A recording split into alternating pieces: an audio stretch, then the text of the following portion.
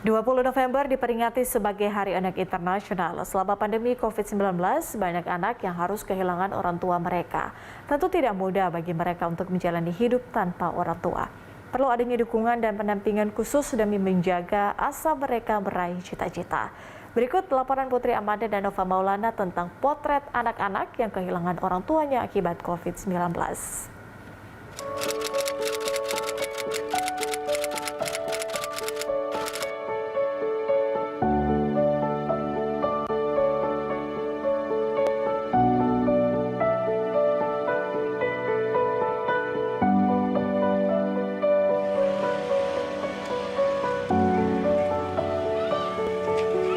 Nama saya Nasuha. Saya tinggal di Rorotan 9, RT 9, RW 7. Saya mempunyai anak 3. Yang pertama berumur 12 tahun, yang kedua 10 tahun, dan yang ketiga 5 tahun. Keseharian anak-anak setelah ayahnya meninggal karena COVID, ya banyak yang berubah sih ya, dari masih ada ayahnya sampai ayahnya nggak ada. Terutama yang di rumah ya, mungkin kalau yang pertama di pondok, jadi saya nggak bisa mengawasi, ngelihat perubahannya. Paling kalau lagi ada penjengukan baru kelihatan. Emang lebih pendiam, karena dia yang agak terpukul ya, karena ayahnya nggak ada, nggak nemuin, tahu-tahu dipanggil, udah nggak ada ayahnya. Ini Zikri, dia semenjak ayahnya nggak ada ya, mungkin karena nggak ada yang ditakutin. Jadi pelariannya ya main. Terus belajar juga, terus terang saya marah-marah terus ya, karena belajar nggak mau.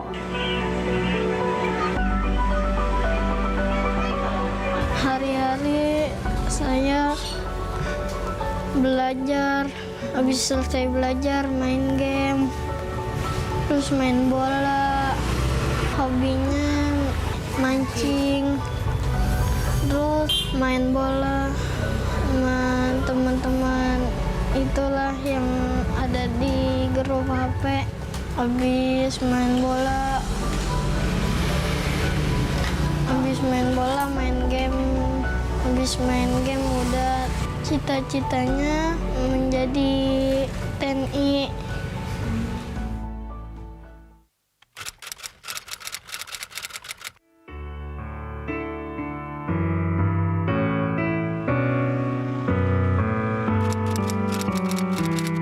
Nama saya Muhammad Farhan, umur saya 17 tahun. Sekolah saya Al-Akhyat 2. Hobi saya main bola. Cita-cita saya jadi pemadam karena alasan suruh ayah.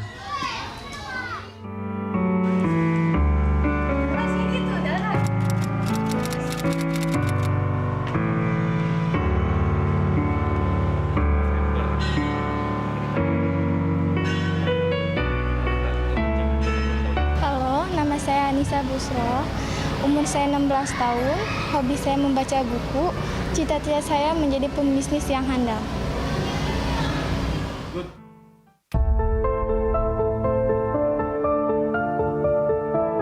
Dalam situasi pandemik ini ya, jadi ada anak-anak mengalami situasi yang sulit, yaitu mereka harus kehilangan salah satu atau kedua orang tua gara-gara orang tua terkena COVID. Nah, anak-anak jadi mengalami kedukaan. Yang namanya kedukaan ini nggak bisa disamaratakan sama gitu ya, satu anak dengan anak lain gitu. Dan juga kedukaan pada anak juga berbeda dengan kedukaan yang dialami oleh orang dewasa.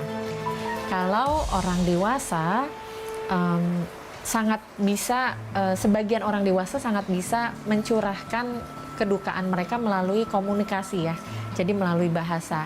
Ada anak-anak yang mereka masih terbatas dalam usia, mungkin masih balita gitu ya, belum bisa cerita kedukaannya, tapi mungkin mereka juga mengalami kebingungan, kemana orang tuanya, mama papa kemana gitu ya. Jadi ada pertanyaan yang nggak terjawab dan kemudian nggak hanya kehilangan situasi di mana mereka biasanya tinggal sehari-hari juga mengalami perubahan.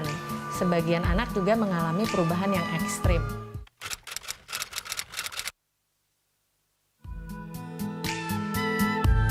Ya, jadi pemerintah Provinsi DKI Jakarta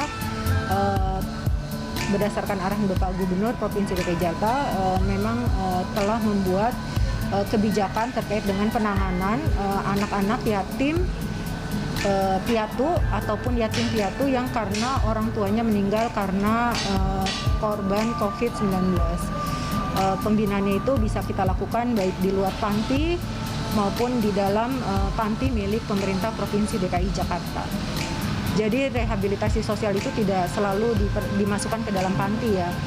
Anak-anak ini kalau memang keluarganya dia masih bisa memberikan pengasuhan, karena kan gini, tempat terbaik pengasuhan itu adalah di keluarga. Selama masih ada keluarga yang bisa mendidik, masih ada keluarga yang bisa melakukan pendampingan buat anak-anak itu, maka kita sarankan untuk tetap diasuh oleh keluarga.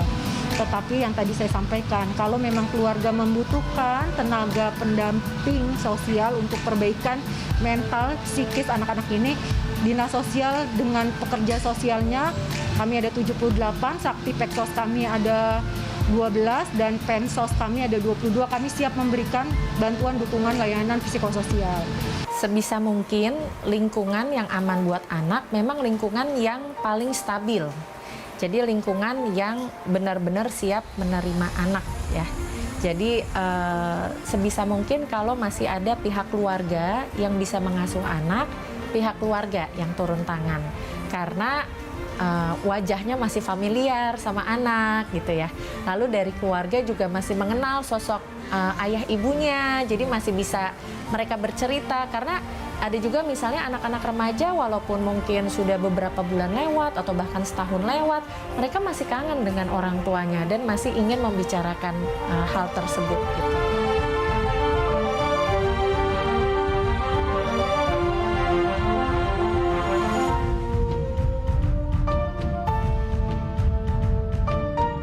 Kami, anak Indonesia, kami bangga menjadi putra-putri Indonesia. Kami akan terus berjuang demi menggapai yang seharusnya kami dapat.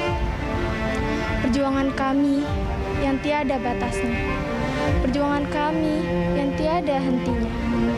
Suka, duka, dan lelahnya perjalanan kami. Apapun rintangannya, apapun cobaannya, akan kami tempuh demi sebuah cita-cita. Cita-cita kami, keinginan kami, teriknya matahari, derasnya air hujan, pahit manisnya rintangan kami yang lalui. Inilah kami, putra-putri Indonesia